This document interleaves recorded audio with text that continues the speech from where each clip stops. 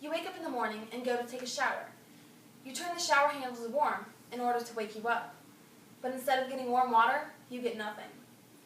Today I'm going to talk to you all about water conservation and inform and persuade you all to leave here and want to conserve water in order to make the world a better place to live.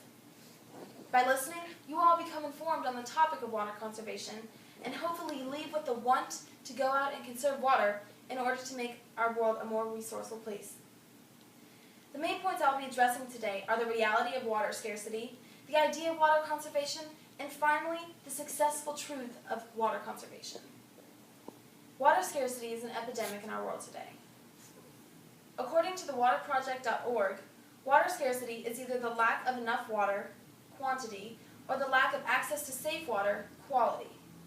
It is a sad reality that there are people in our world today who don't have a sufficient amount of water or a sufficient source of water. According to the sscwde.org, every day in our United States, we drink about 110 million gallons of water. Americans take advantage of the fact that we have sufficient amounts of water at our fingertips. But not everyone has such the luxury of clean, sufficient amounts of water. The average 5-minute shower takes 15 to 25 gallons of water. Around 40 gallons are used for a 10-minute shower, says sscwde.org.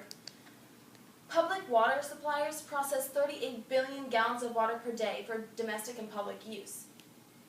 This is just in the United States. With this type of selfish water use, it is no wonder why we are running out of clean sources of water. While these are alarming statistics, there is a solution to the problem of water scarcity. There are many different ways to eliminate the problem of water scarcity. The number one solution to the problem is effective water conservation. There are a number of ways that you can conserve water in everyday life that don't require much thought or effort, and they all start with you. A few of the ways that one can conserve water are as follows. When washing dishes by hand, don't let the water run down the sink.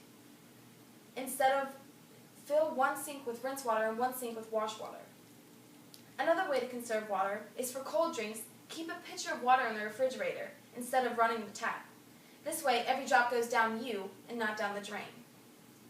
When watering your lawn, try doing it in the morning or evening to reduce and minimize water evaporation. A way to conserve indoors is to shorten your shower time by 1 to 2 minutes. You'll save up to 150 gallons per month. By using these ideas and many others, we are able to condense the amount of water we use, and the problem of water scarcity will decrease over time. These are some good ways to conserve water, and there are dozens of other ways, too. Now think about how life would be if the problem of water scarcity is ignored. Imagine a world where everyone would have a proper source of water, and people are experts at conserving water. There would be no sickness due to insufficient amounts of water, no wasted water, and everyone would be in the process of creating a bright future for our coming generations. Does this sound like a picturesque and ideal future for humankind? If your answer is yes, then water conservation is the answer. If the problem of water scarcity persists, the future is bleak for the coming generations. As the population grows over time, the demand for clean and useful drinking water only increases, but the amount of water will not change. If ignored, the problem will only intensify and the consequences will grow exponentially. Without proper water conservation, there would be famine because farmers would not be able to water their crops sufficiently. The lack of water will lead to death of crops and the animals and plants who eat those crops. If the problem of water conservation is ignored, our country will not only suffer, the whole world will suffer the tremendous consequences. The idea of water conservation to eliminate water scarcity is a big deal, but does not require tremendous effort to start the process. A person can take simple steps every day to conserve water and make a difference over time. Some examples include shortening time in the shower, turn off the sink while brushing your teeth, and using dishwasher only when it's full. These simple steps can make a difference in our world.